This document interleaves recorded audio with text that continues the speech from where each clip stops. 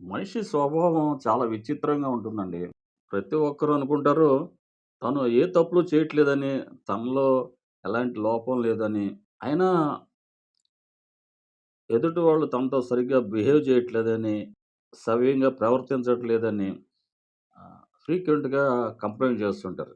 కానీ ఇక్కడ మనం ఒక విషయం గుర్తుంచుకోవాలండి. అదేంటంటే, మీరు నాతో గౌరవంగా మాట్లాడితే, నా మాటలో మీకు గౌరవం కనిపిస్తుంది. మీరు నాతో ప్రేమగా ఉంటే, నా మాటలో మీకు ప్రేమ ప్రతిఫలిస్తుంది. రిఫ్లెక్షన్ అన్నమాట. మీరు నాతో అసహనంగా, కోపంగా, అహంకారం చూపించినా, అలాగే అవహేళనగా మాట్లాడినా, తిరిగి అదే మీకు ప్రతిస్పందనగా లభిస్తుంది.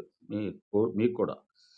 అంటే నా ప్రవర్తనలో కూడా అదే కనిపిస్తుంది మీకు. అందుకే ముందు మన బిహేవియర్ సరిచూసుకోవాలండి. ఎందుకంటే మన యాటిట్యూడ్ ఎదుటివారి ప్రవర్తనకి ఒక రిఫ్లెక్షన్ మాత్రమే. నువ్వెలా ఉంటే నేను అలాగే ఉంటాను. నువ్వు నాతో ఎలా ఉంటే నేను నీతో అలాగే ఉంటాను. ఆ సంగతి మనందరం గుర్తుపెట్టుకుంటే మనుషుల్లో భేదాభిప్రాయాలు ఉండవు గదండీ! అవునా కాదా?